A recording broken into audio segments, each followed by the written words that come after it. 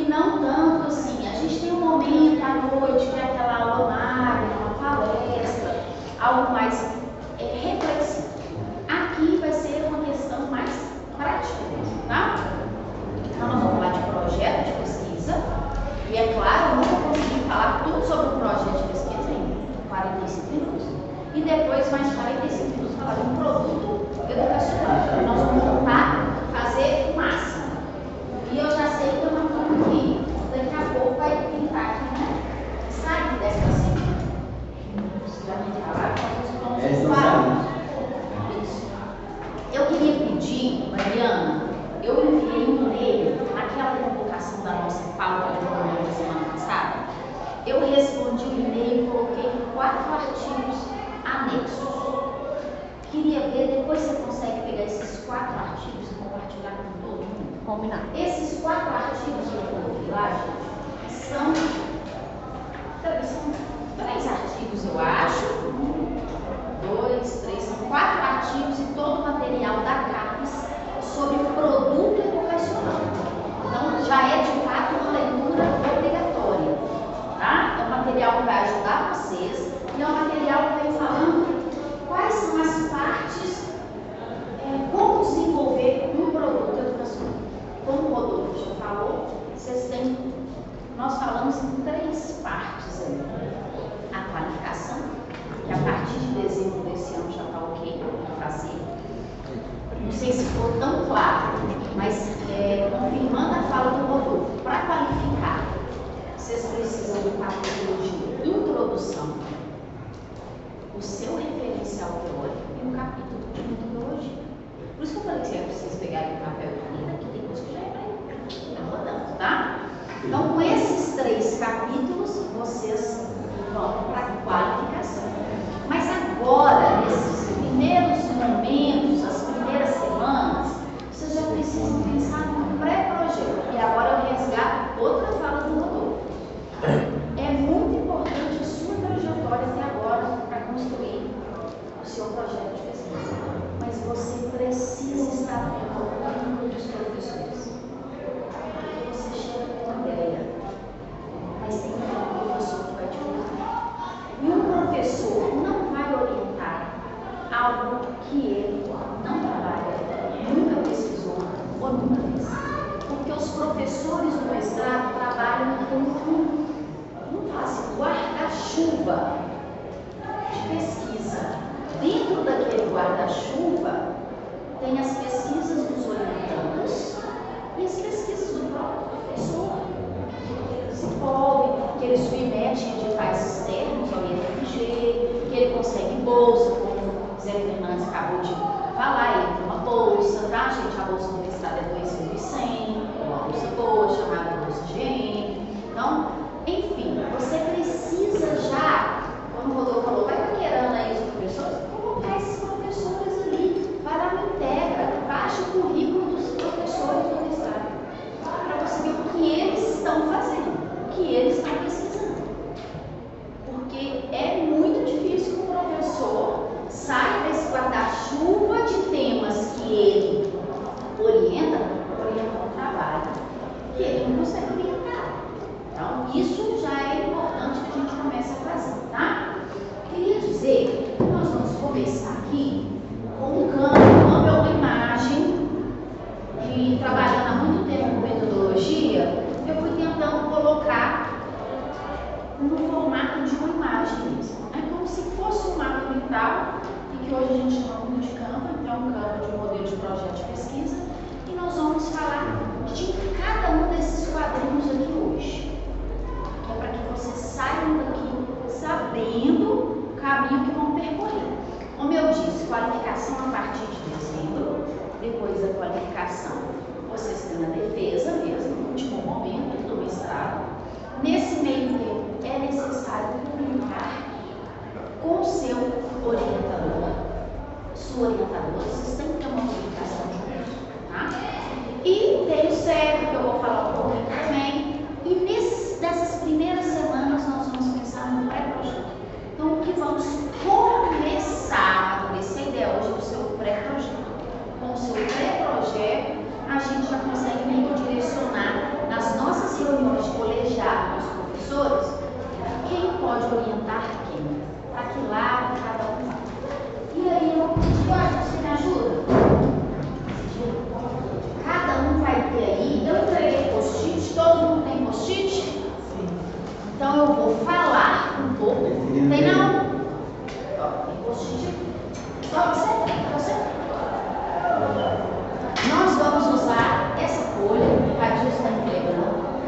exatamente esse Canva.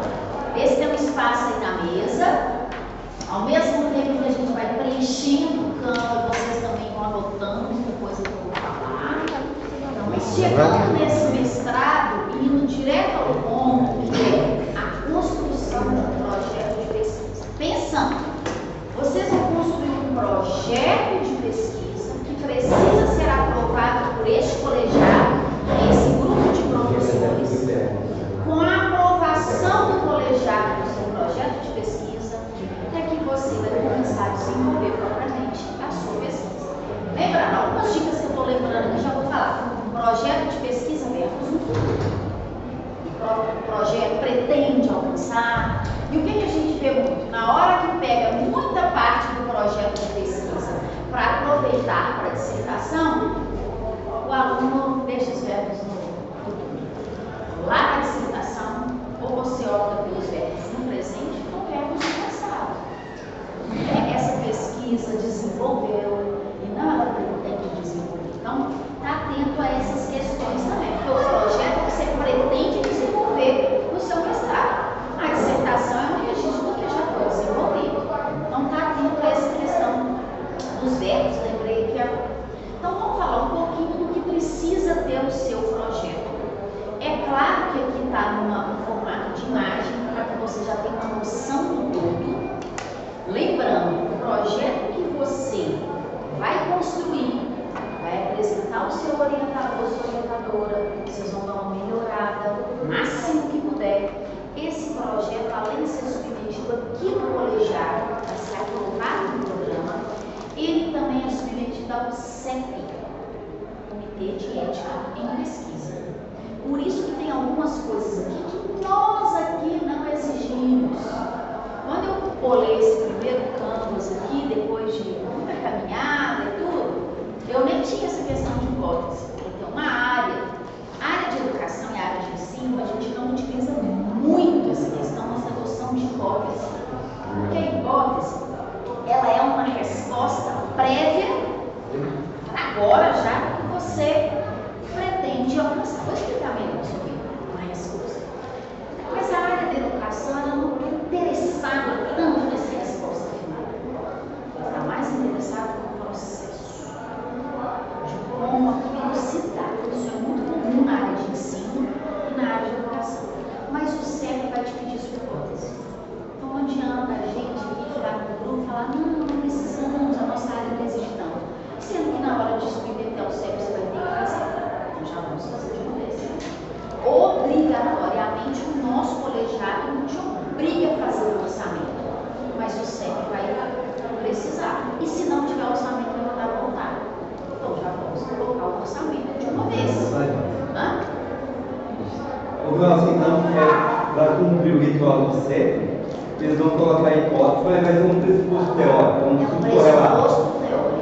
Já que se fosse hipótese, teria que testar. Não, aqui é um pressuposto teórico. Eu vou até Um falar correlato, né? Beleza. Como que vai ser. Então, começamos. Primeira coisa, um objeto de pesquisa, que você vai pensar um pouco nesse seu tema.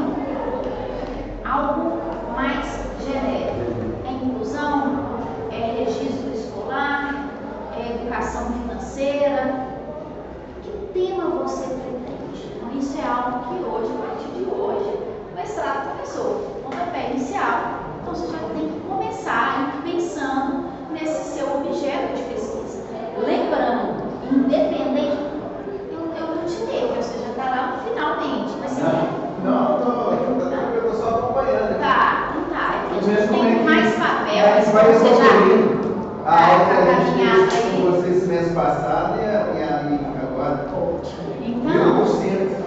Evoluiu graficamente, didaticamente. É muito interessante a gente ver essa evolução. que seja próximo disso. Então, lembrando que quando você pensar no seu tema, no final do seu tema tem que ter expressão na EPT.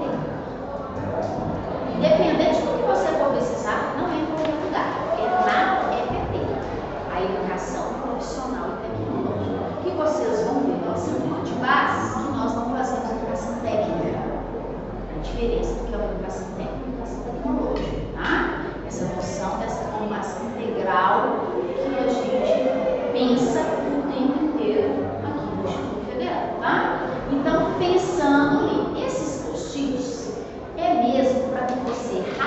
rascunhe muita coisa, escreva no post-it, você vai levar para casa. E esse post-it vai ser colocado a qualquer momento. É necessário, você tira, pensa, põe no olho, tá? Mas esse material aí é o material que eu quero que vocês fiquem dialogando com ele, tá? Por um tempinho aí, que vocês amadureçam isso. Todo pesquisador precisa de uma pergunta-problema. Nenhuma pesquisa começa se você não tem um problema com isso. Se está tudo perfeito, ótimo, para que você vai fazer uma pesquisa? Você quer encontrar uma resposta de algo. Então, para isso, todo pesquisador, ele inicia a sua trajetória com uma pergunta. E é clara essa pergunta, quando a gente vai elaborar um projeto, a gente tem que ter uma justificativa. A justificativa, uma seção que vai precisar ter no seu projeto, é a pergunta do porquê. Anote isso. A justificativa vai ter que responder o porquê esta pesquisa é relevante. Por que ela tem que ser desenvolvida? E aí, na seção justificativa, você vai sempre pensar no porquê, trazendo referências de acordo com o contexto atual, de acordo com determinada legislação, com dados que nós temos atuais sobre esse tema. Então, isso justifica você buscar uma pesquisa. Como que eu elaboro? Estou correndo, gente, mas é por conta do tempo. E vocês me interrompem o tempo inteiro, os colegas vão me interrompendo também para a gente dialogar. Como eu elaboro uma pergunta-problema? Eu não faço uma pergunta-problema em que a resposta seja sim ou não. Não é uma boa pergunta-problema para pesquisas, porque a resposta ela precisa ser uma resposta dissertativa. Então, eu não pergunto, por exemplo, se a educação financeira é importante para alunos do primeiro ano da educação da EPT. Eu não vou fazer essa pergunta-problema, porque a resposta pode ser sim. Sua pergunta-problema, ela deve iniciar com pronomes interrogativos que vão te demandar uma resposta dissertativa. Exemplo: de que forma, de que maneira, como, ok? Esses são um bom início de uma pergunta-problema. Pensem nisso para elaborar uma pergunta, de maneira que você vai ter uma resposta, e essa resposta só vem depois, que você coletar todos os seus dados, tá? Objetivo geral. Então, você precisa de ter um porquê que essa pesquisa tem que ser feita. É a sua seção de justificativa. Por quê? E essa seção de justificativa é um texto corrente. Ela não é escrita em tópicos. Isso é importante, porque há momentos que são tópicos. A justificativa não, texto corrente. Tem que ter dados teóricos, tem que ter referencial, de acordo com o fulano e tudo mais. Amanhã a gente vai falar isso com vocês. A gente vai falar sobre letramento acadêmico. Letramento acadêmico é o que vocês mais vão fazer daqui para frente. Esse diálogo entre autores. Souza 2003 acredita que, no entanto, aí você contra-argumenta. Gomes 2023 demonstra. Então, o seu projeto, o seu capítulo de referencial teórico, ele é muito um diálogo entre autores, mas você vem com a sua fala e a sua autoria, com toda certeza, na análise dos dados e no seu capítulo de conclusão. Por isso que eu não lembro quando eu participo de banco. Gente, uma pesquisa maravilhosa, aí chega a conclusão 3 páginas. 125 lá, sem marca, não. Porque a sua conclusão lá na dissertação, você vai dizer por que você contribuiu com teoria a mais. Porque às vezes você tem uma teoria nova, de tudo que você tem, de tantos diálogos entre autores, você cria um conceito novo, você discorda de um conceito existente, você descobre algo. Quais suas contribuições teóricas? Você vai trazer lá na conclusão, lá no finalzinho, daqui a 1 ano e meio. Quais as contribuições práticas, os impactos do seu produto? Um grande resumo de tudo que você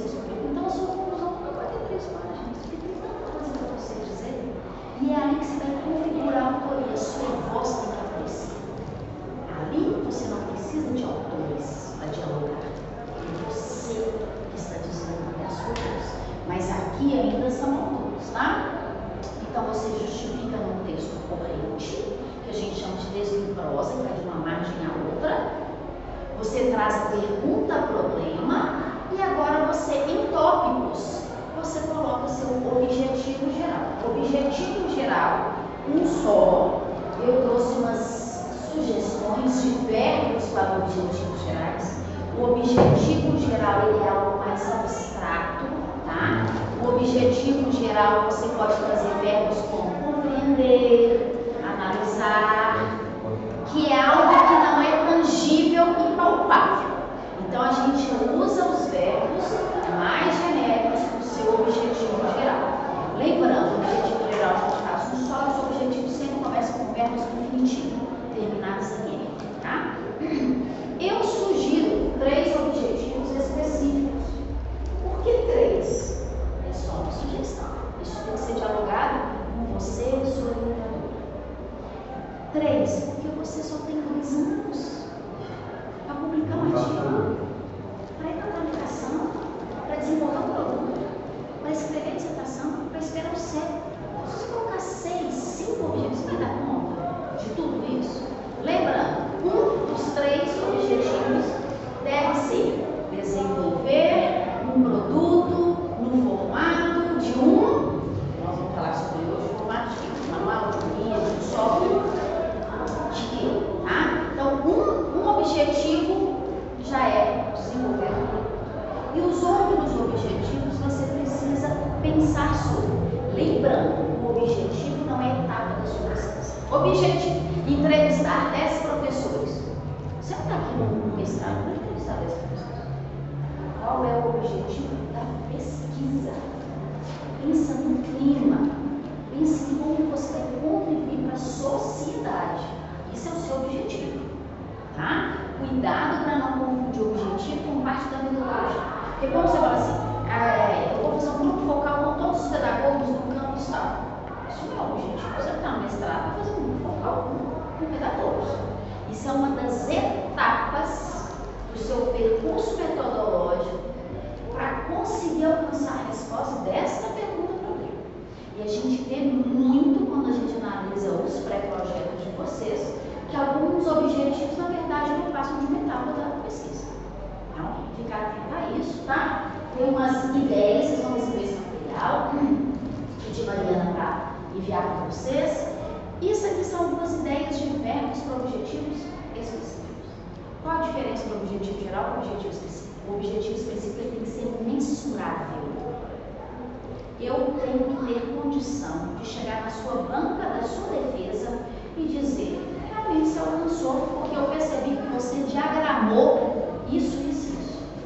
Enquanto o objetivo geral foi compreender se a educação financeira, eu não consigo saber se você compreendeu. Como que eu sei se você compreendeu? Mas eu consigo dizer se você localizou, registrou, esquematizou, se você localizou, se você identificou, planejou, selecionou, enumerou. Isso eu consigo dizer numa banca se foi feito ou não. Então, objetivos específicos precisam ser mensuráveis. A sua dissertação tem que dar conta de provar se isso foi feito ou não, tá? Há uma diferença entre objetivo geral e específico. Pergunta o problema, iniciando de uma maneira que a resposta não vai ser sim ou não, pensa nos seus objetivos.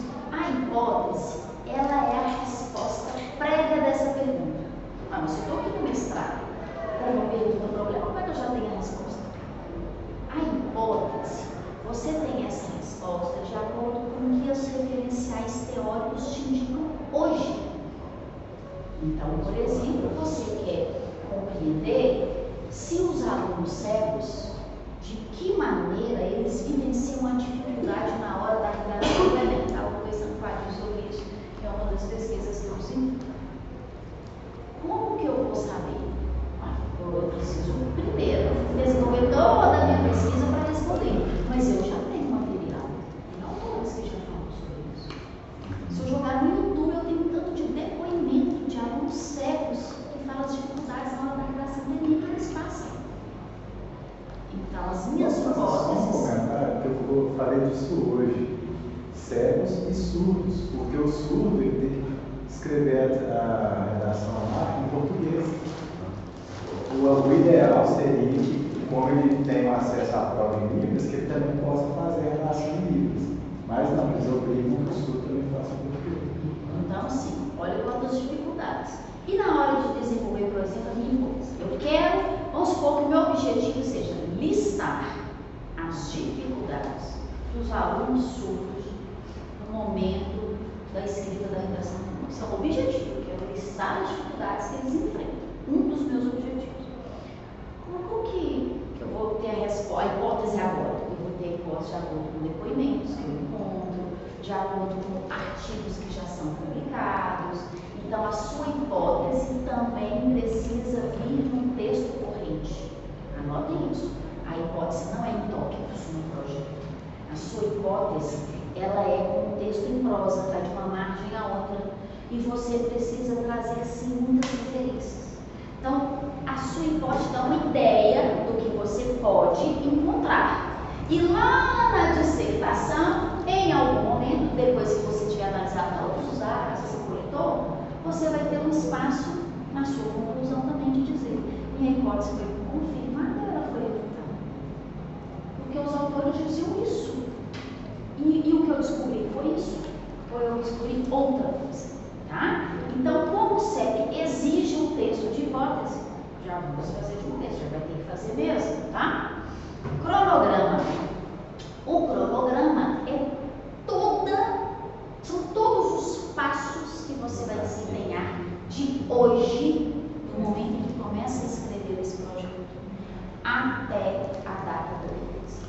Então, o seu cronograma a gente faz em formato de tabela, geralmente 2 colunas, uma com a descrição de atividades e a outra com os prazos. Você tem que colocar tudo ali, tudo.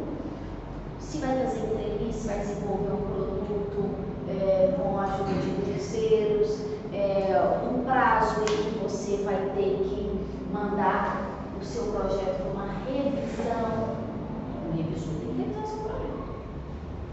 Tem que revisar o trabalho da qualificação. E revisar também o trabalho final. É por isso que você tem que ter orçamento. Já calculem, em média, em R$12 a lauda, quanto você vai gastar no mestrado só em revisão. Já conhece no papel uma dissertação com 120 páginas. A qualificação, o artigo. Já vai pensando aí no revisor, que ele vai ser um dos companheiros durante a sua caminhada, o bom revisor. Não tem como entregar nada do cronograma sem passar por uma revisão. Por isso o orçamento. Você tem que contar com isso no cronograma. Você tem que colocar no cronograma data de envio do CEP. Você tem que colocar no cronograma encontro com o orientador. Aí você já coloca desde abril ou maio de 2025 até fevereiro de abril de 2027. Encontro com o orientador o tempo inteiro, durante todo o percurso. Tudo o que for feito precisa estar descrito no seu cronograma. Não coloque em prazos. Em 2 semanas eu faço isso, em 7 dias eu. Porque nem tudo sai como a gente pretende.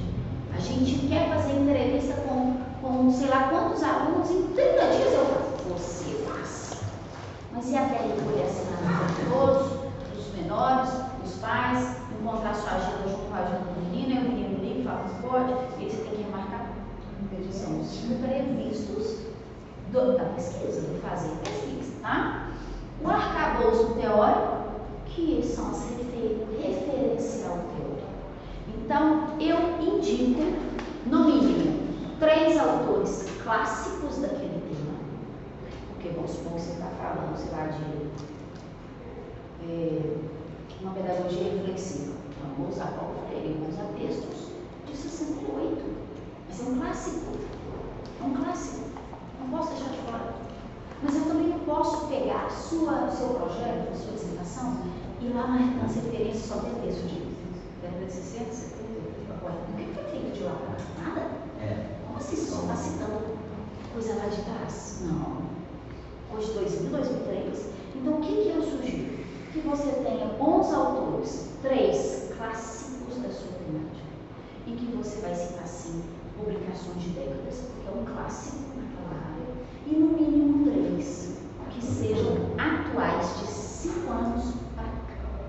De 5 anos para cá, o que é de novo, moderno, quem está falando sobre isso atualmente dessa área?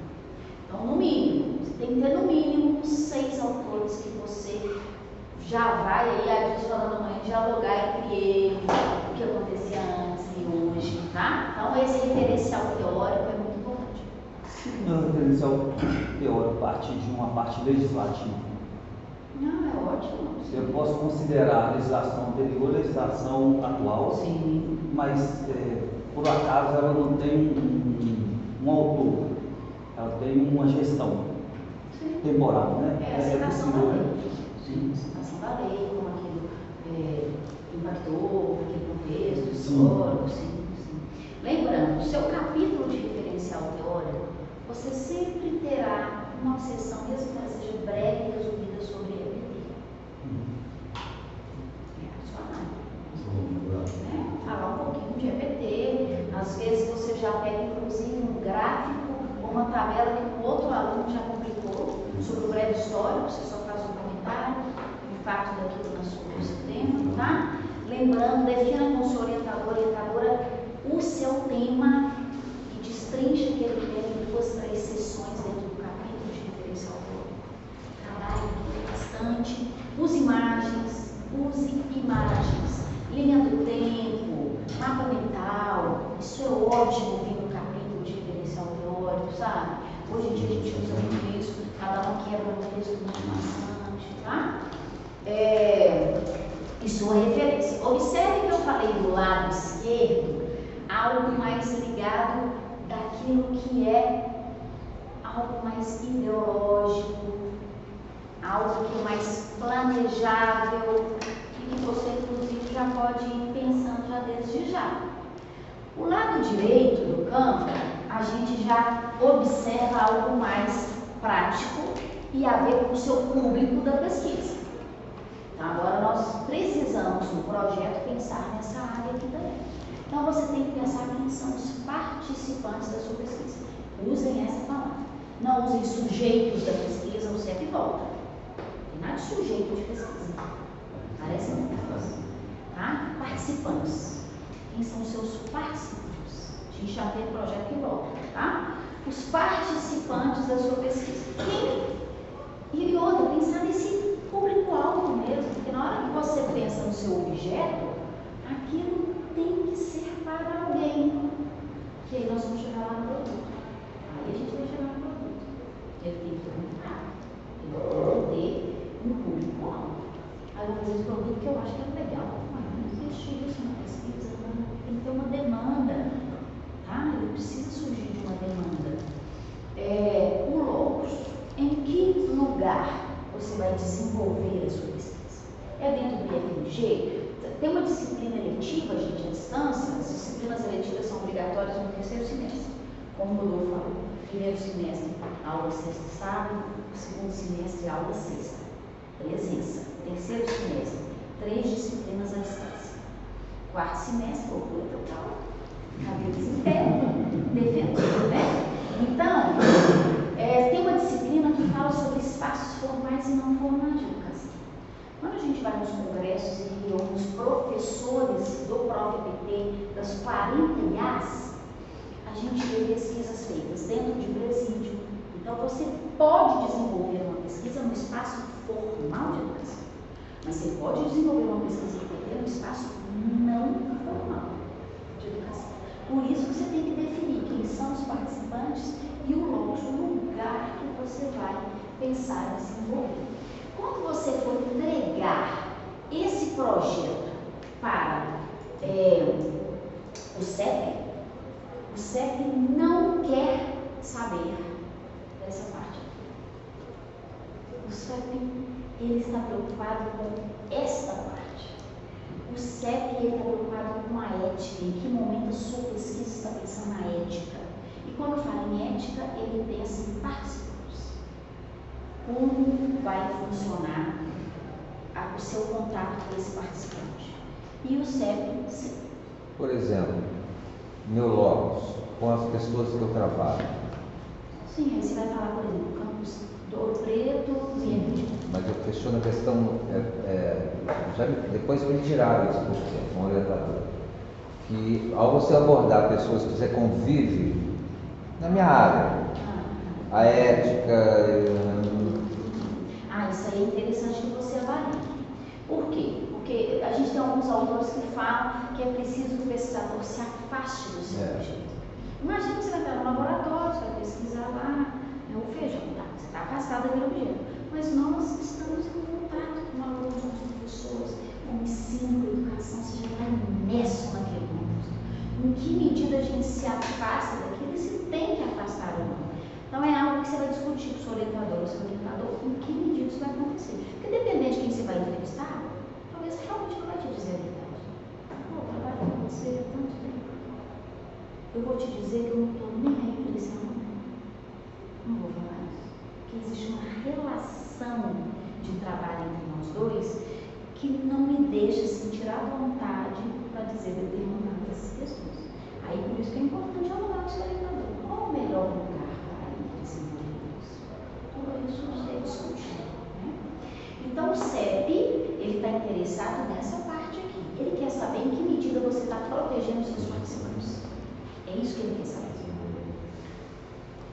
E aí, o que acontece? Por que voltam tantos projetos do CEP? Porque isso aqui vai ter 50 páginas. E o CEP quer isso aqui você não for. O que você vai ter cuidado do seu projeto? Dizer quem são os participantes, por que esses participantes foram escolhidos, que é o que a gente fala sobre inclusão e exclusão. O CEP vai te perguntar quais são os critérios de inclusão e de exclusão. Então, critério de inclusão. Estou fazendo uma pesquisa no laboratório da UFMG com alunos de terceiro ano para redação do Enem e usando um rastreador ocular, onde eles vão vendo ali. Critério de inclusão. Eu só quero alunos do terceiro ano que sejam de Ribeirão das Neves.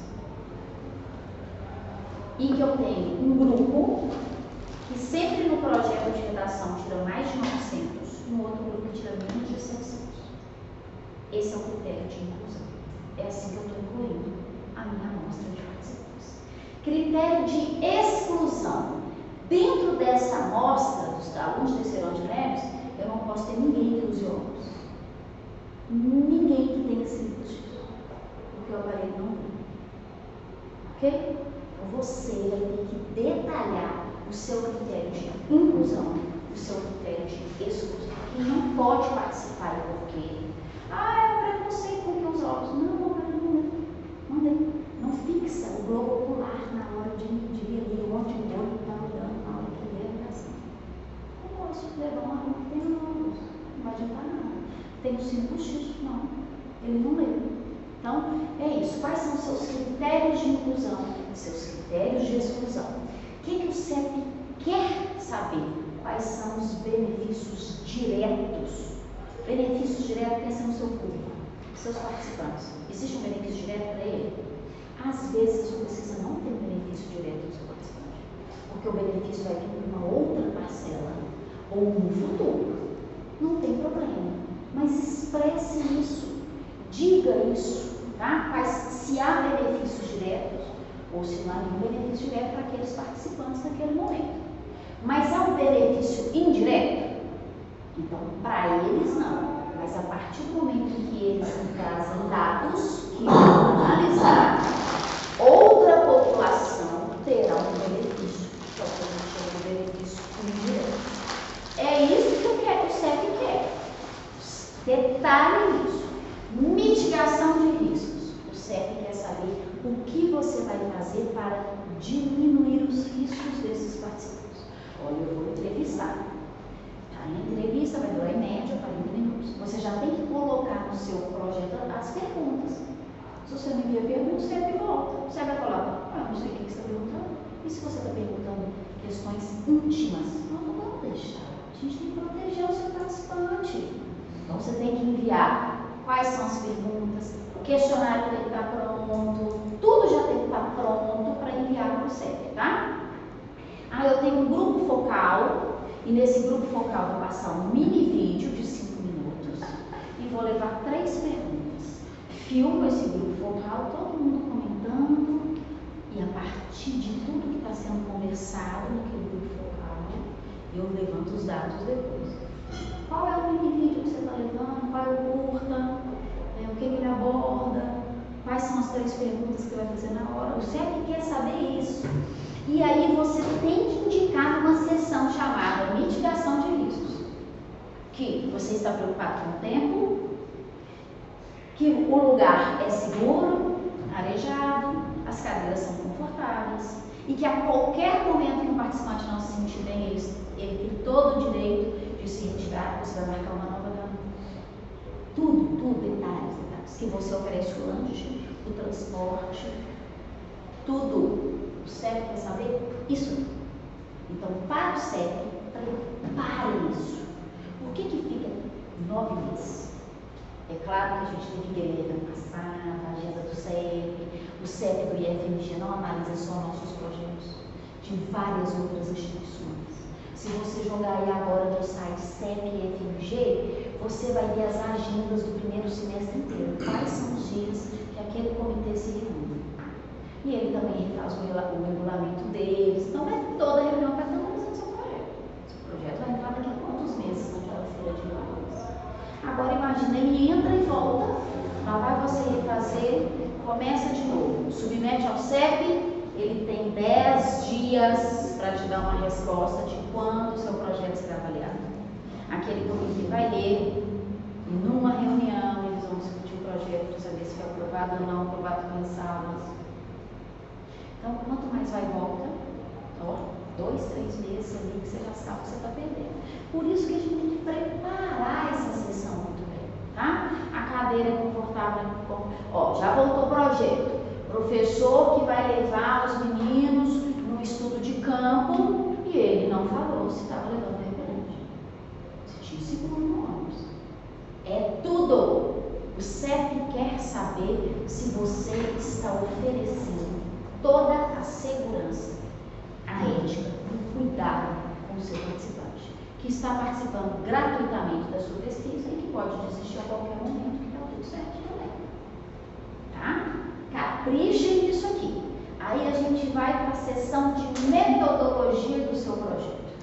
Então, na sessão de metodologia, é claro que você vai discutir isso com o seu orientador e seu orientador, porque esses nomes aqui podem alterar de autor para autor. Tem gente que fala o título, tem gente que fala a natureza da pesquisa, e tá tudo bem, tá? Mas, no mínimo, 4 etapas do capítulo metodologia você precisa trabalhar. Então, a primeira coisa é responder na sua pesquisa que tipo que ela é. Aqui no nosso mestrado, o seu tipo de pesquisa é uma pesquisa básica ou aplicada? Para todo mundo? Aplicada. Você está no mestrado profissional.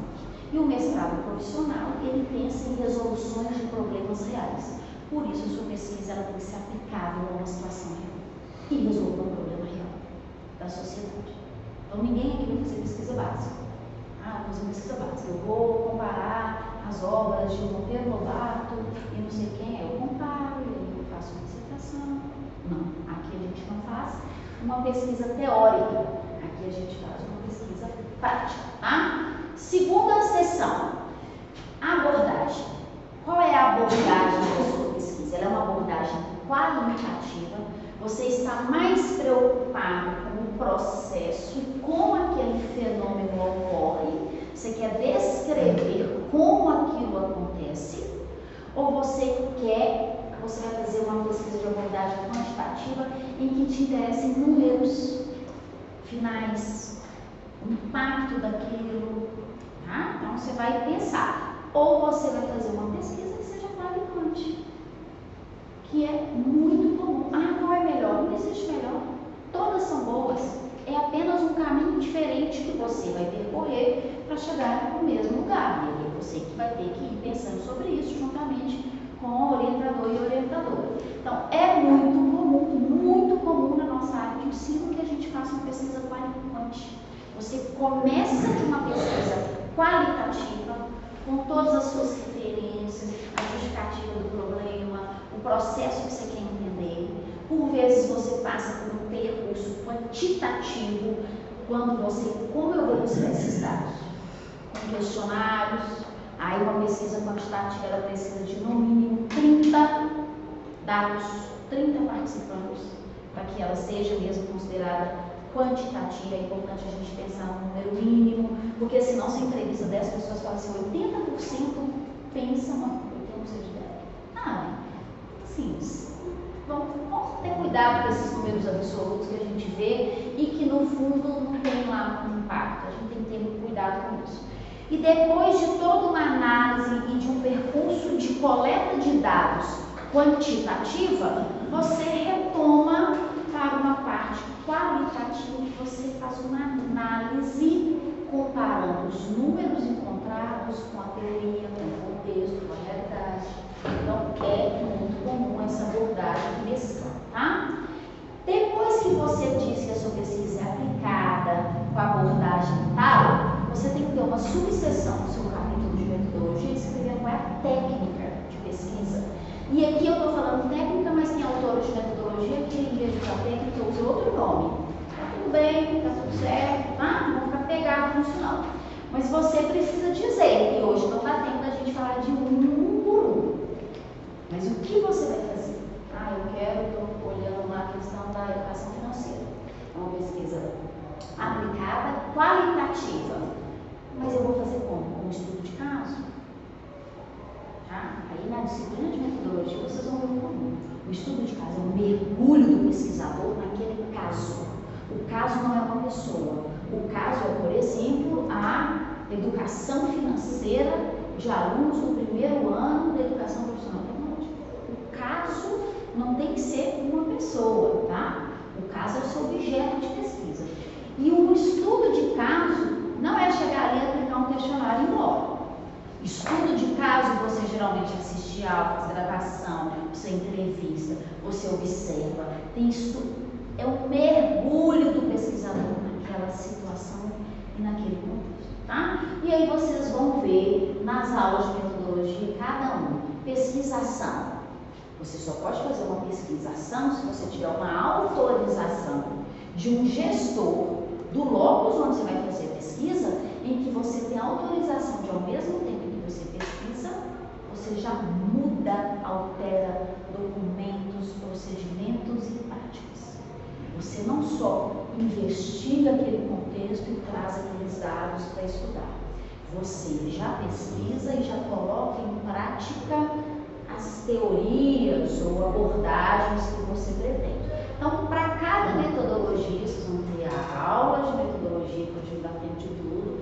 Isso aqui não são todas, mas a grande parte das técnicas em pesquisa na área de ensino estão aqui, tá? No survey, aí eu quero fazer uma pesquisa de opinião. E aí eu vou usar 500 alunos. Ok, pesquisa puramente quantitativa, mas de uma importância enorme.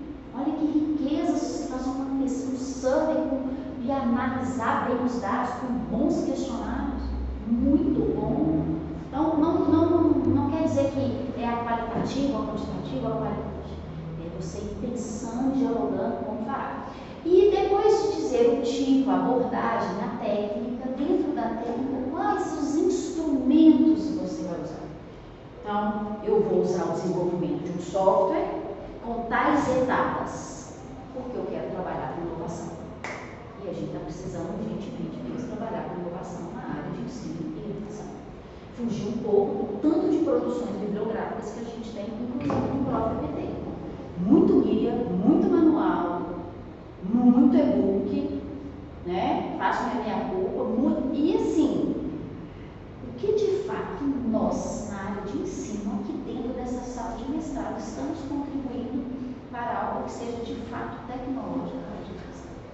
Então, na hora que você falou, estou no ambiente de inovação,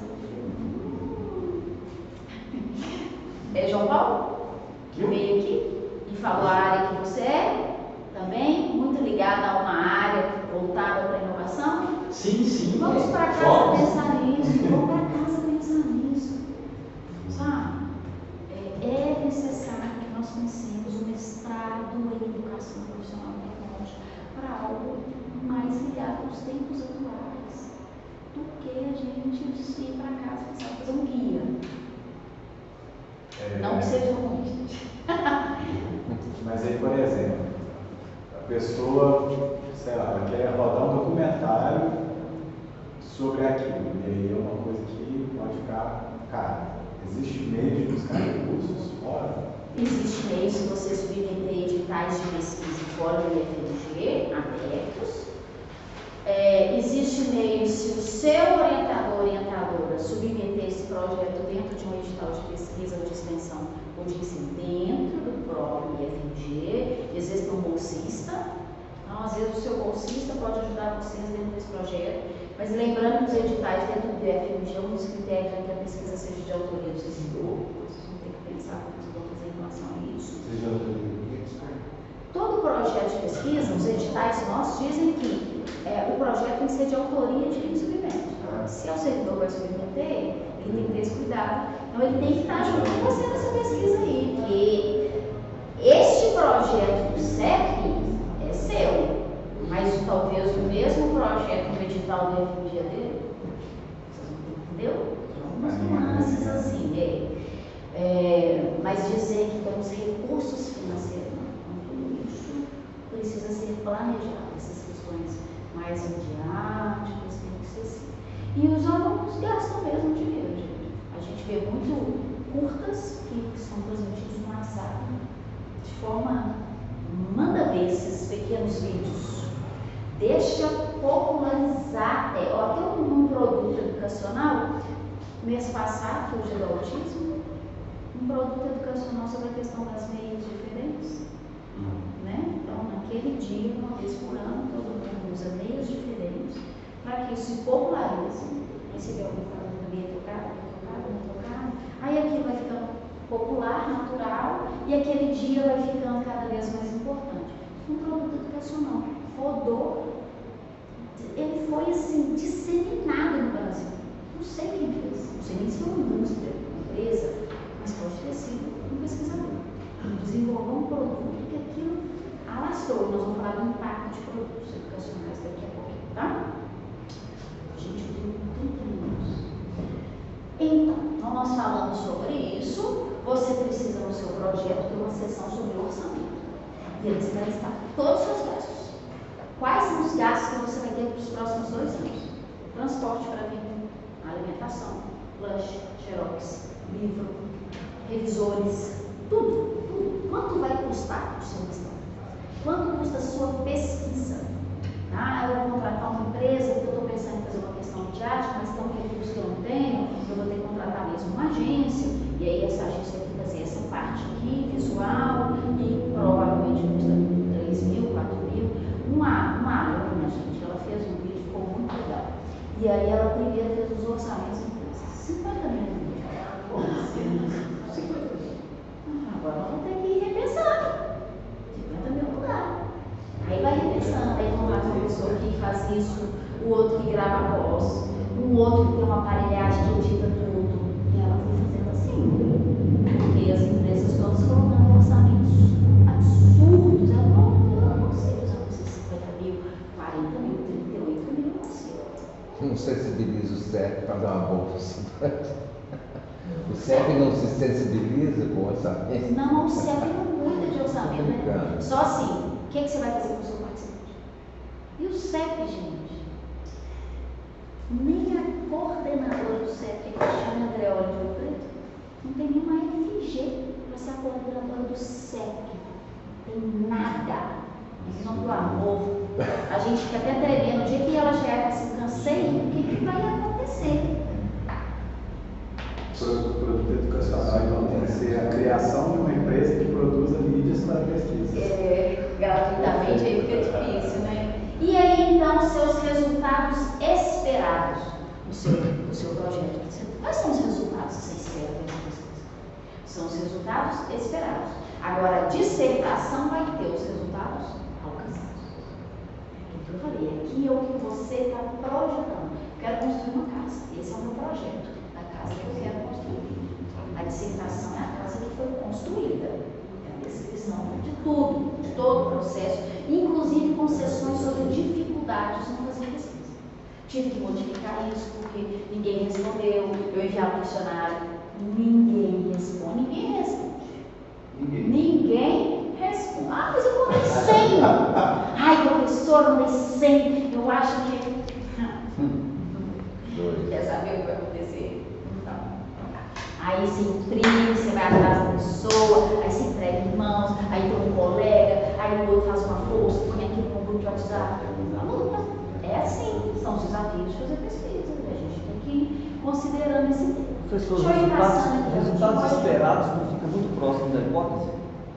Os resultados esperados? Esse aqui é o que hoje a realidade diz que está acontecendo sobre o tema. Que não quer dizer que seja o que você espera que a sua pesquisa vai alcançar. Aqui é o cenário atual. Hoje, a educação financeira, a gente diz que os alunos não têm, que o Brasil é um país endividado, e que as pessoas têm crédito, mas não têm dinheiro. E isso é o que a hipótese diz hoje. Quais são os resultados esperados?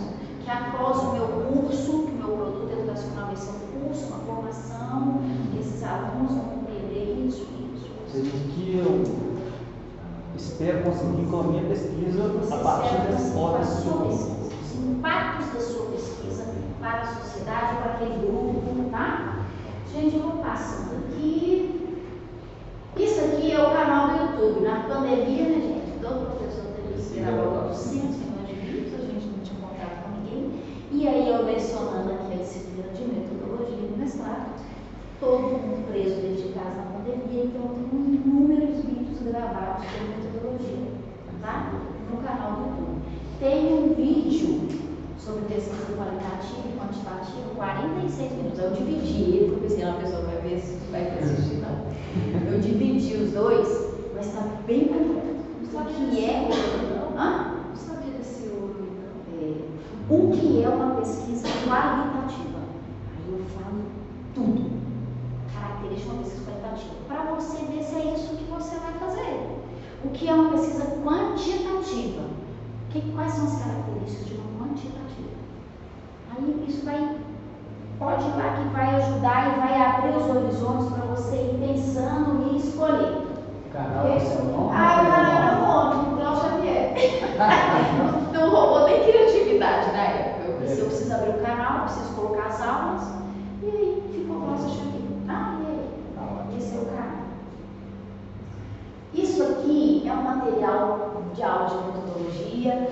Acredito que Pedro tenha. Não sei se vocês estão usando esse material, se estiver usando, se não, mesmo que possa compartilhar, ou se vocês vão usar na aula, em que a gente discute exatamente o que é uma pesquisa aplicada, o que é uma pesquisa básica.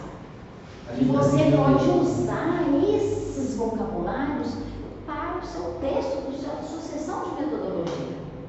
Entendeu? Você usa para ir escrevendo.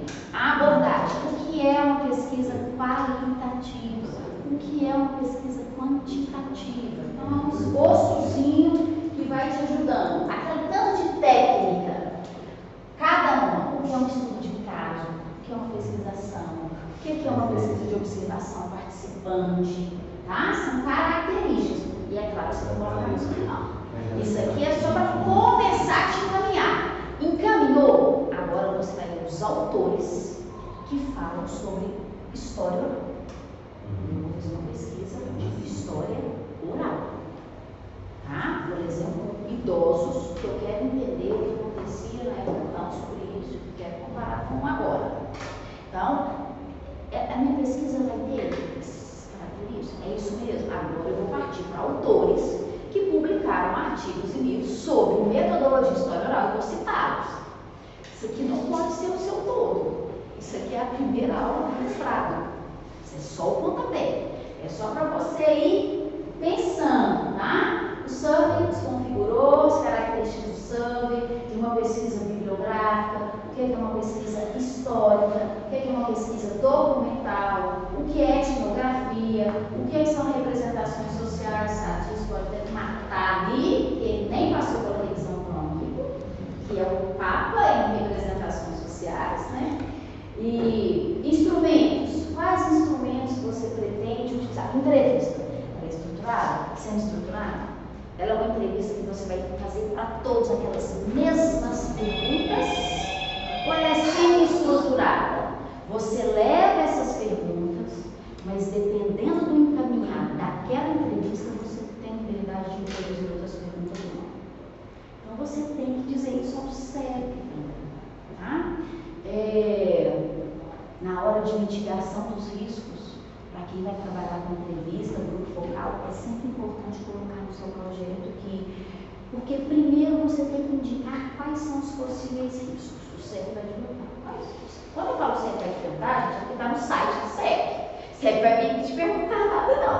É você sentar no seu computador e fazer aquela sessão de metodologia impecável com essa sessão dos participantes do CEP. Que eles são critérios de inclusão, critérios... O CEP vê isso, o olho até brilha e volta sobre isso. Tá? Riscos. Ah, mas não tem risco nenhum. Eu só vou entrevistar 2 professores e não é qual é o risco. O risco é se a sua pergunta vai constranger ou, esqueci a palavra, manifestar uma emoção forte. Às vezes você pergunta alguma coisa, manifesta-se uma emoção, aquela pessoa começa a chorar, te responder. Você tem que prever riscos. Riscos, tem que prever. É para isso que é importante ler projetos juntos. Ler projetos, se você quiser, como ler, entendeu?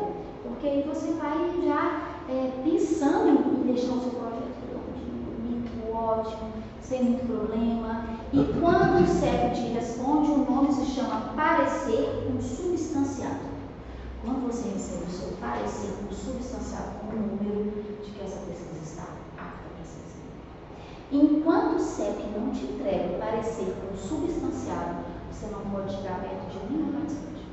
Não pode entrevistar, não pode fazer nada, não pode entregar questionário, não pode. Você não pode, ok?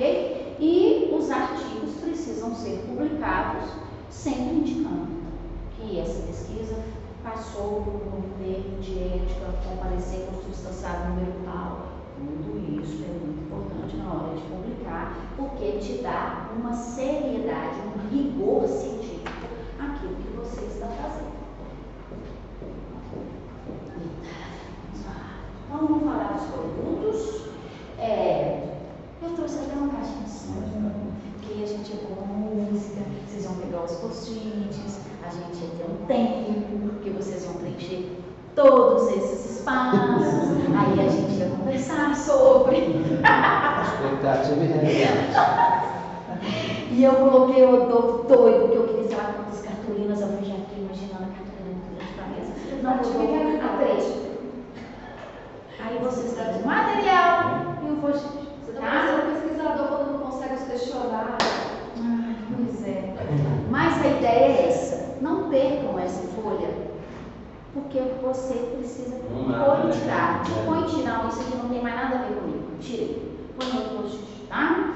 Eu falo muito com os alunos, assim, a pesquisa ela tem que ter um farol iluminando a estrada. E não fica se perdendo nas florzinhas ali ao redor, não. Acenda o farol. Acender o farol é pegar a sua pergunta problema, quando ela estiver fechada. É essa, eu, meu orientador, definimos, é essa, meu pergunta problema. Cola na cabeceira da cama. E naquele espelho você escolhe dentro. Você não pode perder o espelho. Mas qual é o seu pergunta problema? Peraí, deixa eu olhar. Já deu ruim. Já deu ruim, tá? Já era. E me lembra, Pedro, você me lembra de mandar uma coisa? Eu fiz uma pesquisa, umas 2 semanas, eu peguei todos os projetos aprovados na FAPENIC no último ano, em todos os primeiros lugares, de todas as áreas de conhecimento, e percebi que todos os títulos têm uma similaridade. Todos os títulos. Agora eu não vou lembrar as palavras, mas eu anotei todas. Eu trouxe. Todos começam com substantivos. As pesquisas que são aprovadas nas agências de fomento externo, que tem 100 mil, 150, 400 mil. Eu fui observando que o título dos projetos são todos similares. Eles começam com uma palavra que é um substantivo, logo depois de uma preposição, é tipo assim, a conscientização do estratégias para, porque às vezes eu pensei, gente, eu acho que meus projetos estão muito bonitão, porque eu tenho mania de a redação do Enem e eu não sei o que, 2 pontos, processos, estratégias para não sei o que lá. E eu fui vendo assim, eu posso estar falando errado, mas na hora que eu fui observando todos, e gente, isso aqui tem. Depois eu falo Isso tem um fundamento. Pode ser que seja uma coincidência, mas todos os primeiros lugares trazem uma estrutura sintática do tipo parecida. Todas. Engenharia, educação, todas aqui. Traz o produto educacional, o produto que vai ser. Não, nem todos. É sempre um substantivo e depois. Você me lembra, Pedro? Eu anotei, eu fui fazendo assim, ó, eu fui anotando as principais palavras. E depois dela, quais são as principais preposições que vêm? Eu disse, gente, que isso? Eita! Enfim, eu posso optar ou não por isso, mas só de saber que as pesquisas em Minas Gerais estão recebendo os maiores fomentos, todas têm uma estrutura sintática do título. Essa informação a mais pode ser importante para nós, né? O título não tentar ultrapassar 12 ou 14 palavras, tá? Título. Sobre o produto, é pensar que os nossos mestrados profissionais, gente, eles estão para resolver problemas reais, ok? A gente precisa pensar nesse profissional que vai para o mundo do trabalho. Outra coisa, hein? EPT, vamos parar de falar mercado de trabalho e introduzir o mundo do trabalho. Nós não estamos no Senac, nós não estamos no Senac, para a gente falar em mercado de trabalho. E eu não tenho que obedecer ao mercado de trabalho. Frigoto falou muito isso, porque o mercado de trabalho muda o tempo todo. Você vai ficar se reinventando? Não. Agora, se você prepara os alunos para o mundo do trabalho, com uma formação integral e ética, e também dentro todos os pressupostos profissionais daquela área, é uma outra formação que a gente tem. Então, a gente pensa no mundo do trabalho, e não apenas no mercado de trabalho, que você não tem noção de como ele vai ser daqui 5 anos. Então, nosso mestrado ele vai abrindo nossa visão para um outro cenário educacional. E você tem uma visão mais ampla do que é o ensino da educação. Pequenas palavras fazem diferença. O MEC estava semana passada aqui no FMG, numa formação de gestores, e o tempo inteiro a pessoa falava muito do trabalho.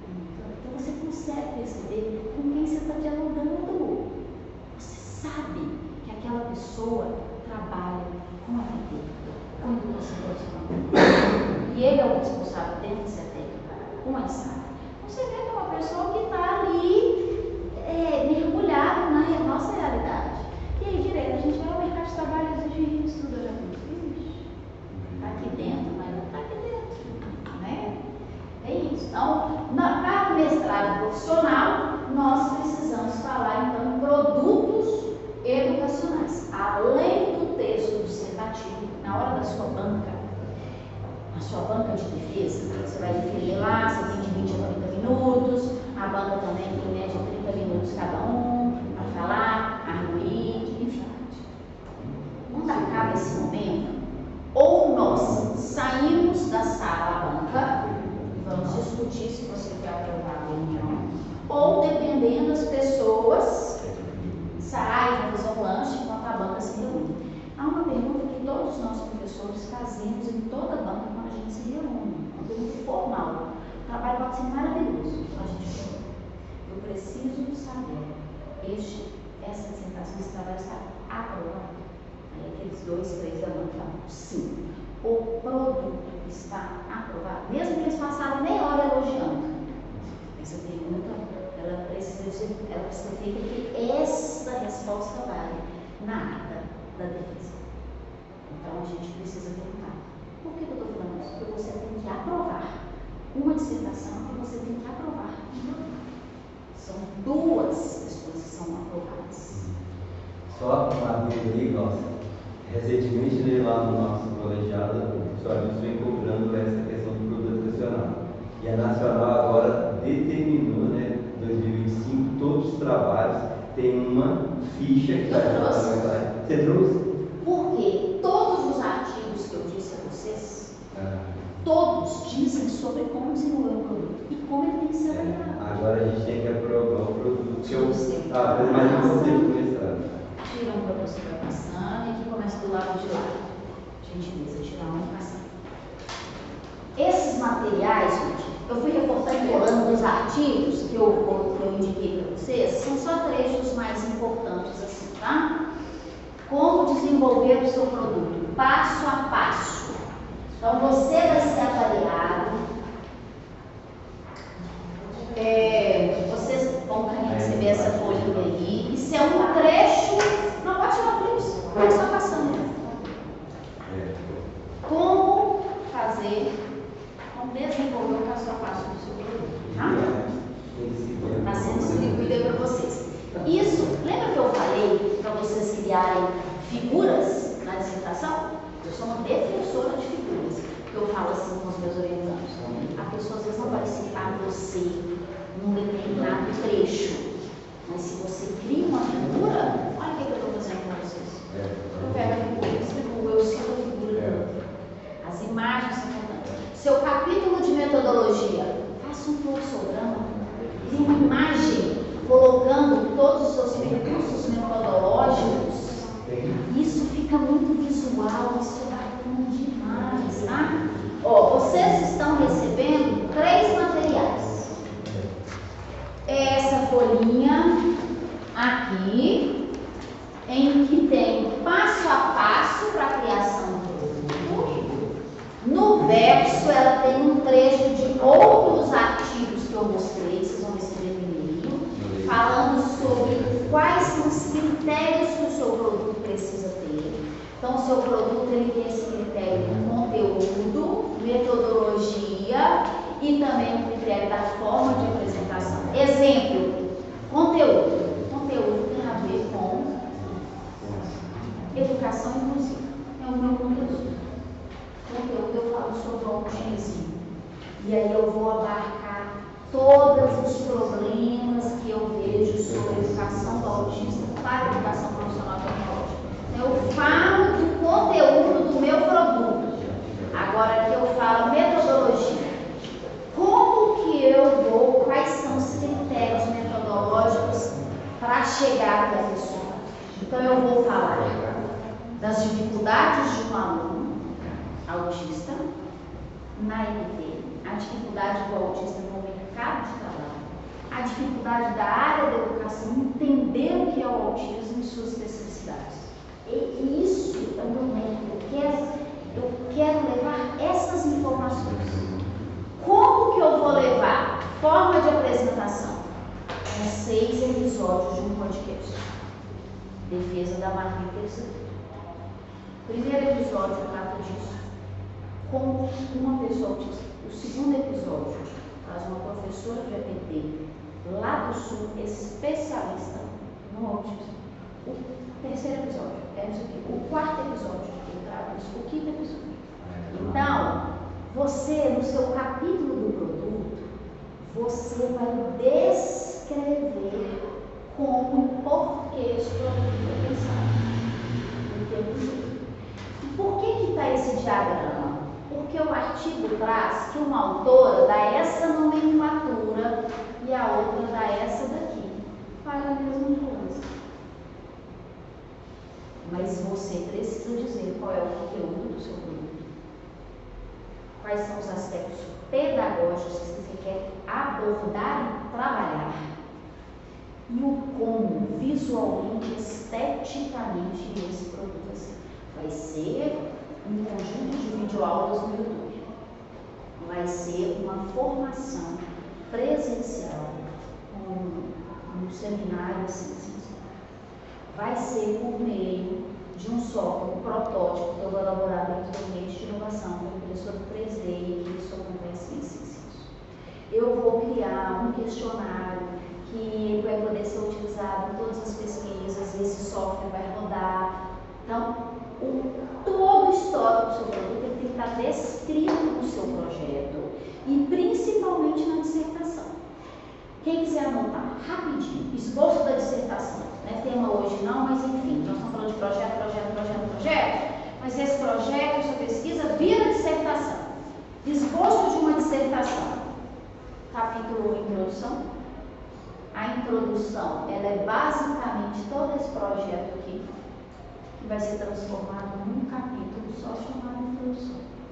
Aí o que você vai fazer na disciplina aqui, você vai construir o seu memorial falando da sua vida, provavelmente vai entrar no capítulo 1, porque é claro que tem algo da sua vida que também justifica a sua pesquisa. Tem algo que você traz na sua história para estar aqui, tem as justificativas sociais, de contexto, legais, o acontecimento atual, tudo isso justifica. Mas tudo isso vai estar no capítulo de introdução. O que você está fazendo agora no seu projeto, depois vira um capítulo de introdução. E o último parágrafo da sua introdução, geralmente é a apresentação de cada capítulo da sua dissertação. No último parágrafo, geralmente você diz. E essa dissertação está dividida em 6 sessões. A primeira sessão é esta introdução. O segundo capítulo trata do referencial teórico, trazendo as perspectivas clássicas de plano. Já no terceiro capítulo, tem-se a metodologia, com todos os percursos metodológicos dessa pesquisa que é aplicada de abordagem protocolo. No quarto capítulo, entendeu? Então, o último parágrafo da introdução, você apresenta a dissertação inteira. Em um parágrafo. É uma frase descrevendo cada capítulo. Capítulo 2 da sua dissertação provavelmente é o seu capítulo teórico, que vai ser dividido aí entre 3 a 4 subseções. Uma sobre ABT, outra sobre o seu tema, outra sobre destrinchando aquele tema, talvez uma outra sessão sobre o marco legal daquele tema, tá? Capítulo 3, metodologia. Tudo aquilo que você vai pegar no CEP, o tipo, a abordagem, a técnica, os instrumentos, tudo é o seu capítulo 3. Capítulo 4, a análise dos seus dados. Agora, vai entrar a parte prática, agora você tem que ir para campo. Agora você tem que ir lá, tá dentro do laboratório, criar um protótipo, pensar no seu produto, como você vai levantar os dados e tudo mais, beleza? A análise dos dados, geralmente o capítulo 4, o capítulo 5 é o seu produto, um capítulo inteiro para falar disso aqui, ó. Eu estou entregando para você. Você vai descrever o processo que você usou para desenvolver o seu produto. Você vai desenvolver qual é o conteúdo do seu produto, o método que você usou para trabalhar aquele tema e esteticamente ele é o quê? Ele é uma conta do Instagram, ele é um conjunto de 10 vídeos no YouTube, ele é um evento, ele é uma feira, ele é um guia, ele é um vídeo. O que é o seu produto? Esteticamente, tá? E para completar, a outra folha, várias folhas. Essa daqui, ó, uma parte do artigo. Nós precisamos colocar no capítulo 5 do produto esses temas. Só para fechar, vocês estão anotando. Capítulo 6 da sua dissertação são as considerações finais, que tem diferença entre conclusão e considerações finais. Uma coisa é eu cheguei em uma conclusão, a outra coisa é eu não tenho uma conclusão, mas eu tenho muitas considerações a fazer sobre essa temática. E aí você traz suas considerações. Quando eu falei que ali é sua autoria, ali você não precisa ficar retomando a autor. Ali é uma coisa que você retoma as suas contribuições, o que os seus dados disseram, o impacto do seu produto, as novidades teóricas que você está trazendo. Então, a sua dissertação ela tem basicamente esses 6 capítulos, ok? E é claro de um capítulo do referencial, as referências. Agora, esse texto aí, que nós não vamos ler, mas se você tiver uma caneta, vamos grifar algumas palavras importantes. Sobrou algum aí dele? Você entregou os três, Mas tá bom. Me empresta alguém. Não me empresta nada. Aquela não. Só deixa eu pegar bastante. O que você vai escrever no seu projeto quando você estiver falando de produto? A palavra complexidade. Você precisa descrever a complexidade do seu produto. O que é a complexidade?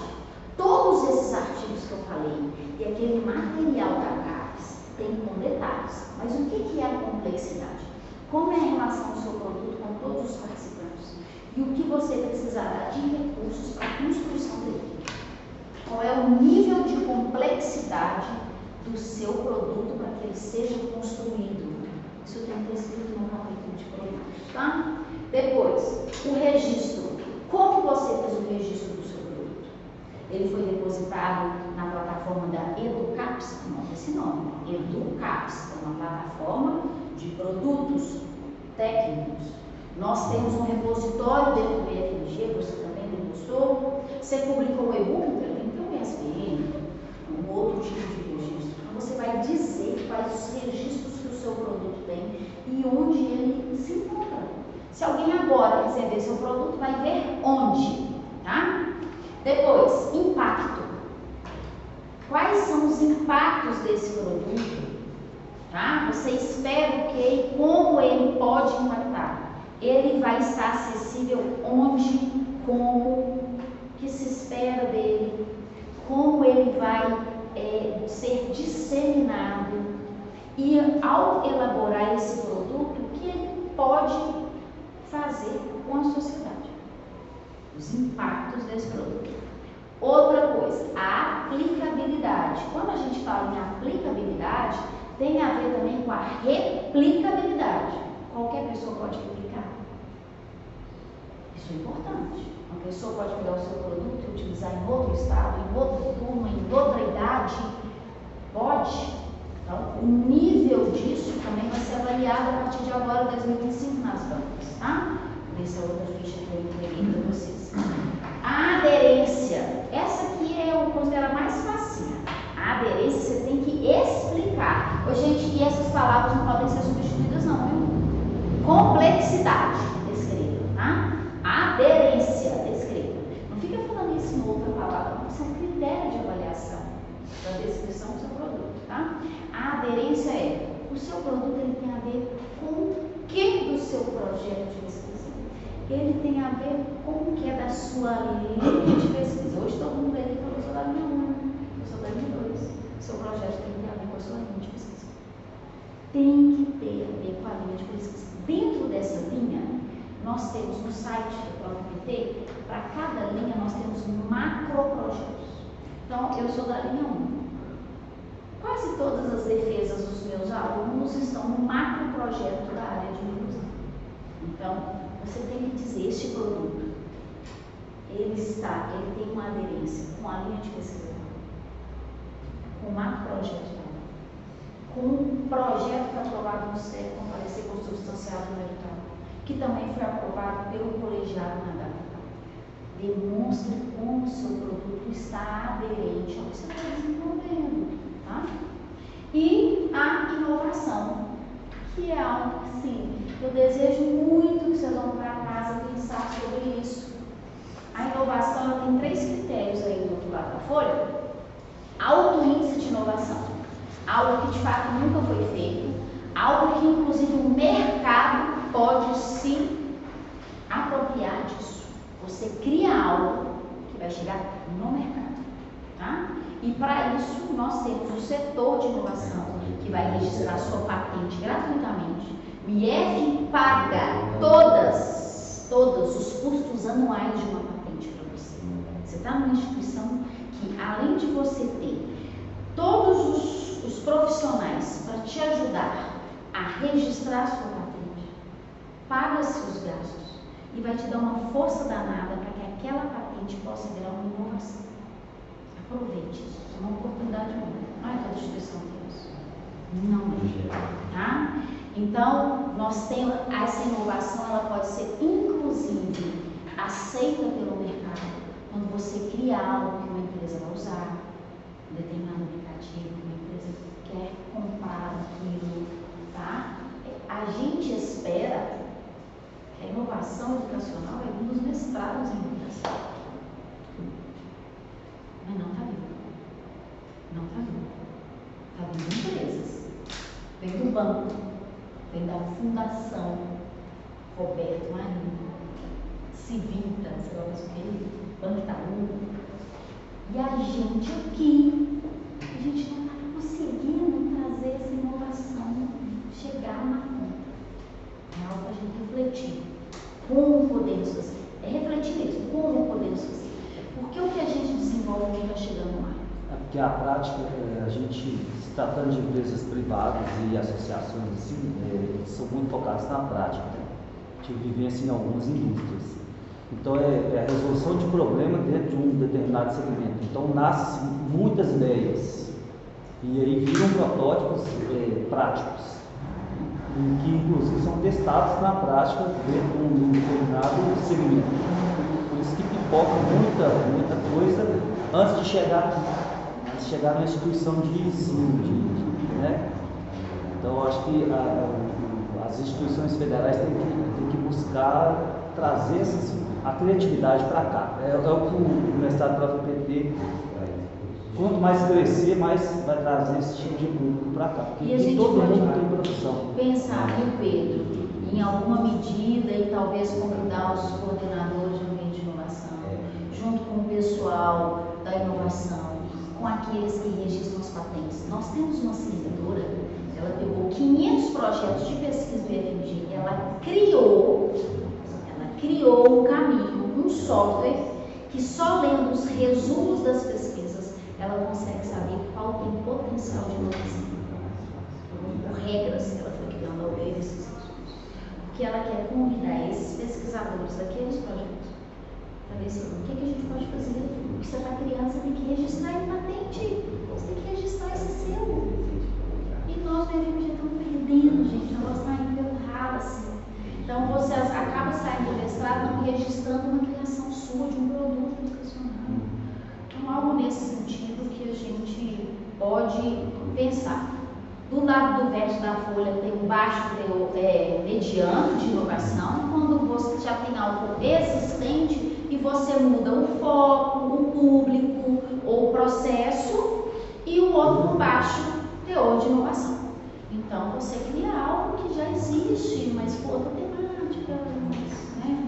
O formato do produto não é algo que seja destacado como inovação. Gente, nosso tempo acabou, deixa eu ver aqui o que eu tenho a dizer.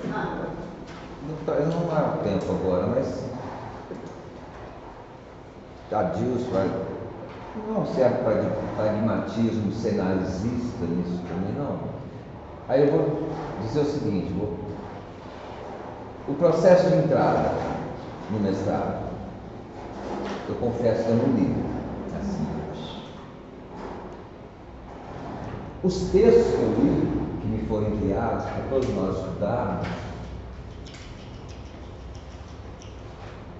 não tem nada de informação. Não tem nada de pragmatismo, tem um marxismo, vou entrar no mérito. Então, está um descompasso aí. O descompasso também é grande, é algo que nós discutimos no colegiado, mas que a gente não tem autonomia, porque somos 40 IAs, que vem da nacional determinadas questões. Como, por exemplo, nós não conhecemos vocês antes de entrar. O mestrado tem entrevista. Todo mestrado já tem um pré-projeto. A gente já conseguiria captar algo que é do interesse do IFMG. Então, existe uma série de questões que nós não temos autonomia de estudar. Pois é, mas exige-se, e a palavra produto, inclusive, ela talvez é preconceito meu, né? Mas me parece que é uma obrigatoriedade ou não, de que eu vou agora para um hub e eu tenho que produzir, nem que seja eu tenho que ser produtivo no sentido material da sociedade. Isso sim. A minha tese em si não vale? Não vale. porque você está no mestrado profissional. Sim. E o conceito de produto, quando você vai na CAPES, aquele material grossão, o conceito de produto é algo palpável. Mas a intervenção também, Oi, querido. eu acho que vale a pena fazer uma reflexão sobre as representações que giram em torno do significado da palavra produto. E esse produto aí, no mestrado profissional, ele tem mais um significado de intervenção, de ação, de prática, que é para o ensino, para produzir melhorias na qualidade do ensino. Uma aula, por exemplo, de um guia didático, isso que é pensado bem de acordo, logicamente, com a sua pesquisa. Mas eu acho que vale a pena a gente pensar essa ideia de produto, não no sentido como você acabou de. Eu só fiquei assustado. Passar ali, porque eu acho que a nossa está dando um exemplo que extrapola, vai para além, né, dentro do instituto, que não diz respeito estritamente ao Estado. Entendi. Né? Eu posso dar uma dificuldade? Sim. Não tem consistência não, entre o que você leu e o que eu estou falando. Porque a base do pensamento marxista é justamente não ficar só no campo das ideias. Marx falava lá que o pensador é aquele que age sobre o mundo, né? Um produto que chama a gente a tentar realizar uma prática, uma ponte entre o que a gente está pensando e a coisa que a gente vai chegar lá no fim. É ampliar o conceito de produto, entendeu? É ampliar o conceito de produto, é nessa perspectiva. Porque a Glaucia focou mais na questão mais palpável, no sentido, pode ser eu. Mas, por exemplo, o Frigoto que teve aqui, ele falava muito disso, desse ponte, né? Desse entusiasmo que a gente tem com os IEPs, que a gente está ali na ponta e está degutindo uma coisinha e está botando ali no saber fazer, né? Como chegar. Ele ficou encantado aqui com um minuto integrado, né? Ele estava no laboratório mostrando. Essa tangibilização dessa formação. Esse é o que é do Frigoto, ele faz essa ponte. É porque assusta, mas as coisas dialogam. O produto tecnológico é um objeto tangível entre aspas, que não tem que ser objeto. Eu posso, por exemplo, um curso, entendeu? Mas é um objeto tangível com elevado grau de novidade, fruto da aplicação de novos conhecimentos científicos, técnicos e expertise desenvolvidas no âmbito da pesquisa da pós-graduação. Porque o lugar por excelência da pesquisa é na pós-graduação. Eu pego uma pesquisa de um ano e faço com um aluno de 17 anos de idade do ensino médio. Realmente, qual é o nível da qualidade de impacto dessa pesquisa? Que eu vou trabalhar com um menino que tem aula de 7 da manhã às 5 da tarde, ele tem 17 anos de idade, e de alguém que está na pós-graduação. Então, a pós-graduação é o lugar por excelência do fazer pesquisa. Essa responsabilidade a gente tem que chamar para si. E esses produtos são usados diretamente na solução de problemas de empresas produtoras de bens ou na prestação de serviços à população, visando o bem-estar social. É o manual da CAPES do que é o produto técnico ou tecnológico. Então, é a gente pensar assim, o que eu faço que chega na ponta que resolve um problema social ou um problema de uma empresa. Né? Aqui no nosso caso, a gente pensa no problema social. Para fechar, então, quando eu estiver desenvolvendo o meu produto, eu vou analisar quem é o público-alvo.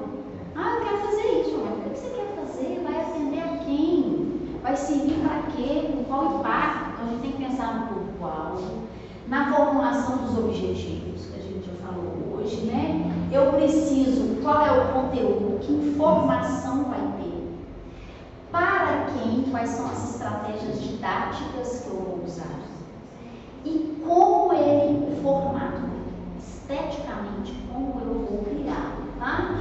Tem algum protótipo? Às vezes não tem um protótipo, mas eu preciso avaliar o meu produto.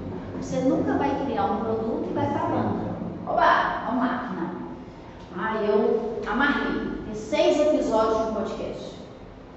Ela teve que pegar pessoas do público-alvo ligadas ao tema para assistir os podcasts e responder um segundo questionário sobre tudo que elas acharam do podcast.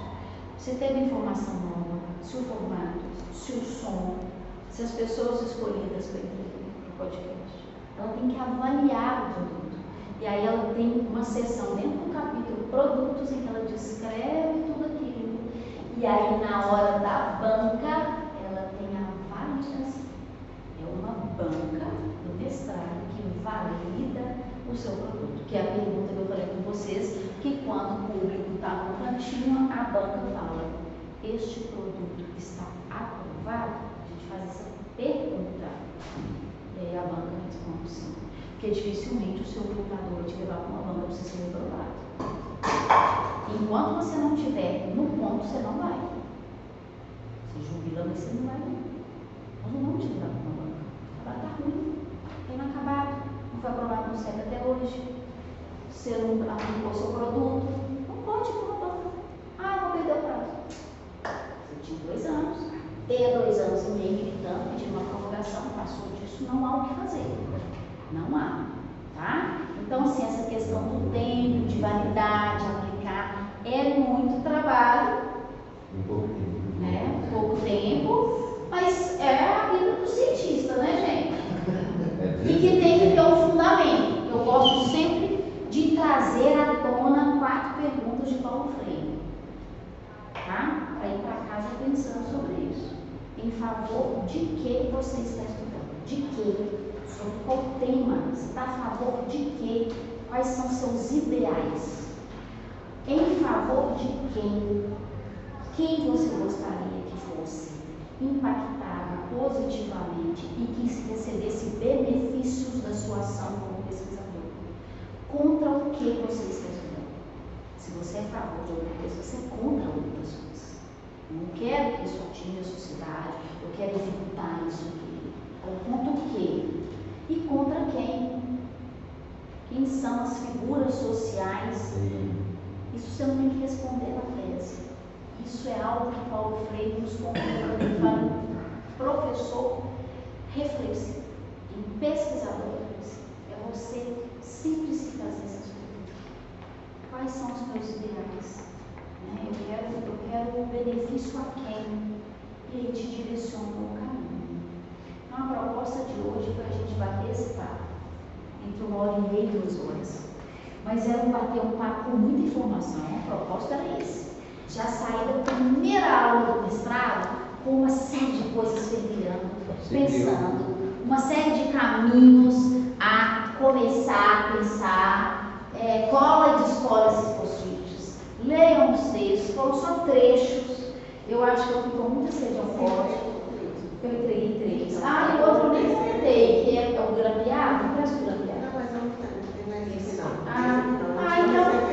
Então muita gente não tem grampeado, o que é importante. Por isso que tem isso tudo aqui na mesa. Quem não tem? Não pode, a gente pode ir distribuindo. Isso aí é uma ficha, tá? Que a CAPES agora recomenda que a partir desse momento as bancas. Essa ficha, gente, já tinha sido publicada em 2019 aqui, ó.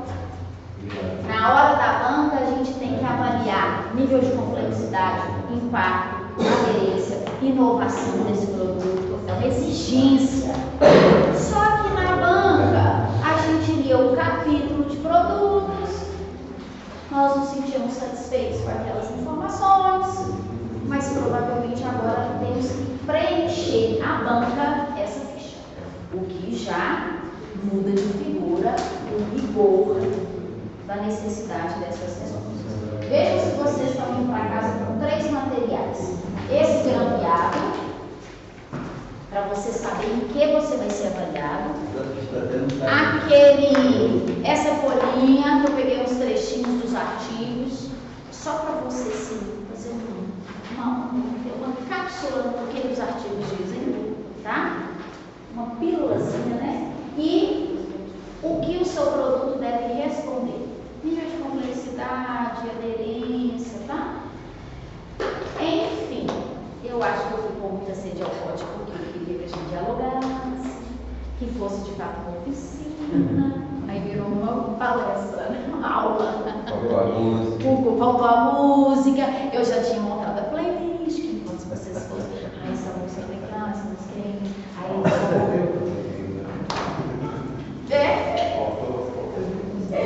ai, ai, mas enfim, alguém quer comentar alguma coisa?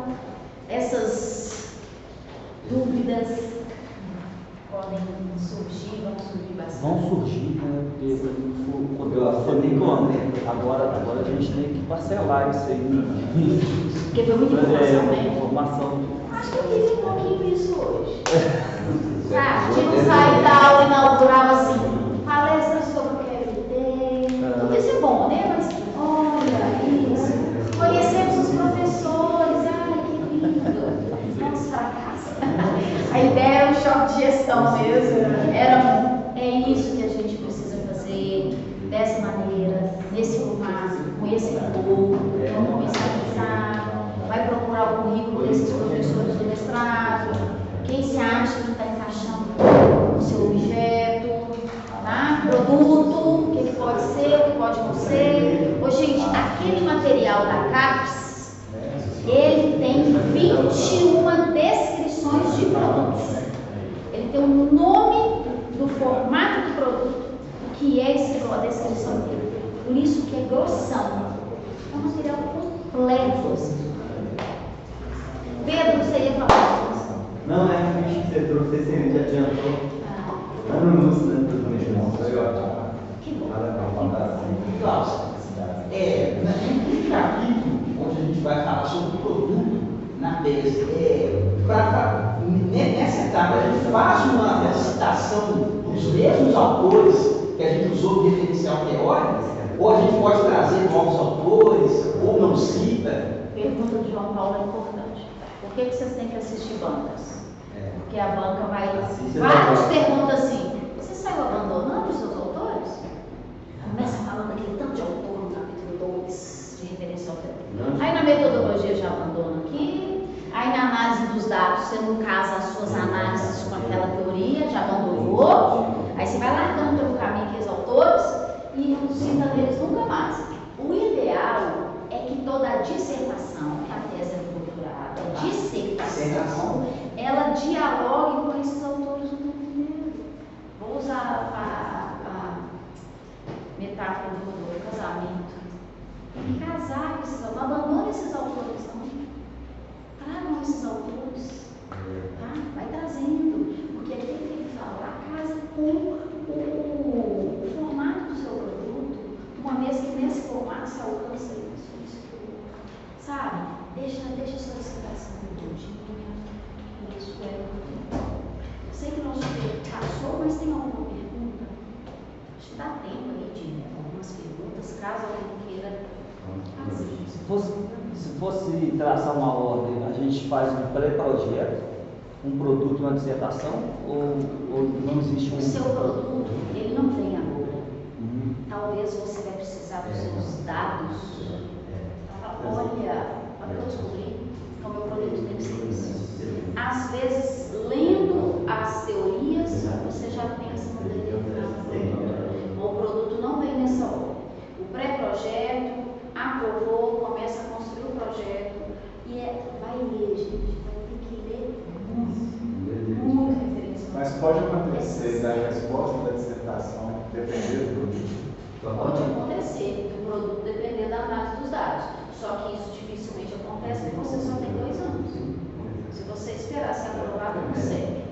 Ter todos os dados analisados para depois desenvolver o produto. Não. Pergunta de novo. Eu sou aprovado no CEP, aí eu preciso produzir o meu produto a partir do meu produto para conseguir a resposta da minha dissertação. Eu nunca vi isso, não. Uma inovação. O produto, ele precisa ter uma justificativa. Ele precisa ter um fundamento para ele ser criado. Então, mas eu falo... Aí você cria um produto sem nem ter pesquisado, levantado dado nenhum sobre o tema. Não, sim. Talvez ele pode acontecer concomitante. Isso. Mas não quer dizer que não Eu não tive essa experiência. De vamos pensar no produto para depois pensar na pesquisa. Não foi isso. É realmente Concomitante. Se for concomitante, vai acontecer. Que é meio que uma loucura assim. Mas Porque ele às vezes o CEP demora a se está responder. pronto antes, no caso. Pode acontecer. Eu não tenho caso que o produto ficou pronto antes, não. De desenvolver, de Se eu tenho uma situação, um problema, dados. vamos pensar na parte prática, né? Eu tenho uma situação, um problema e já desenvolvi um produto, digamos assim. Só que eu não tenho referencial teórico disso, mas eu posso vir aqui porque eu me aprofundei na parte prática da coisa, da situação do problema, desenvolvi o produto para atender esse problema. Isso, ele tem uma base teórica, mas essa parte eu não fiz, mas eu já tenho o produto. Isso é preocupante. Muito preocupante. Você não tem uma base teórica e ter um produto. Esse produto ele tem que surgir de uma justificativa social. E essa justificativa social ela está embasada em teorias, em autores que falam sobre esse tema, sobre esse gap social que não tem nada que preenche essa necessidade. Então, a partir das leituras, você pode falar, opa, é preciso que algo preencha esse vazio social, que não tem nada ainda sobre isso. Mas você já criar o produto sem nem ter uma base conceitual e teórica, eu acho que é isso. Eu acho que ia ser complicado. Eu acho que é arriscado demais. E que a banca vai perceber e você vai ficar um pouco sem resposta. Pode ser que a pesquisa fique meio do tipo, tem coisa aqui que não está. Eu acho que talvez isso poderia gerar um conflito no sentido assim, por exemplo, eu colocasse que na minha hipótese que os alunos de determinada turma não estão aprendendo e aí eu suponho que é por conta de falta de óculos. Aí eu vou lá e crio um óculos que é o produto. Aí de repente eu descubro que os meninos continuam não aprendendo e aí de repente não era porque o óculos era por causa da lâmpada. O seu exemplo foi perfeito, é isso. Por isso que primeiro tem que ter um percurso para depois falar, o produto necessário para este problema é esse aqui. Quando significado da palavra produto, acho que não permite a gente conceber que ele seja anterior. Produto é resultado, ou concomitante. Eu acho que eu expressei mal na pergunta. Por exemplo, a minha análise final ser a resposta das pessoas que consumiram aquele produto. Ele já, depois do referencial teórico pronto, a metodologia e tal, aí a gente passou, criou, aplicou. Aí assim, as pessoas vão dar a resposta depois de terem acessado aquilo. Por exemplo, podcast. O final da dissertação lá ser a resposta que as pessoas deram referente após assistir os episódios, entendeu? Isso tudo vai estar englobado nesse capítulo do produto. Agora, muitas vezes o impacto não vai vir na sua dissertação. Então, porque esse impacto vai vir num artigo que você vai escrever depois. Essa foi a minha dúvida. Se o capítulo do produto ele tem que estar escrito pós o que a gente está vendo. Sim, mas você vai escrever, agora eu entendi. Muita coisa pode ser escrita no durante, porque você pode falar, está desenvolvendo esse produto, com essa especificidade, você vai trazendo, mas tem uma parte do capítulo que enquanto ele não está pronto, você não consegue, enquanto você não aplica, você não consegue, enquanto você não tem um retorno do público sobre ele, você não consegue, porque às vezes você precisa modificar.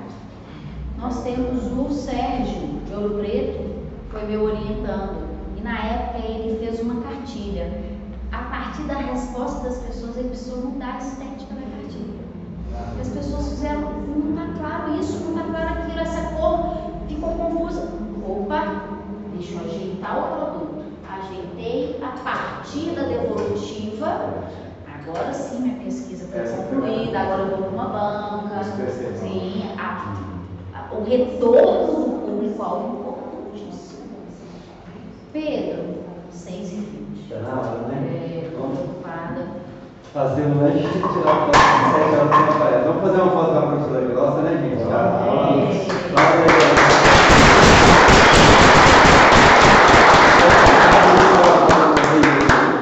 Manda o quê? Põe na capa. Aqui fica bom para tirar uma foto de fora.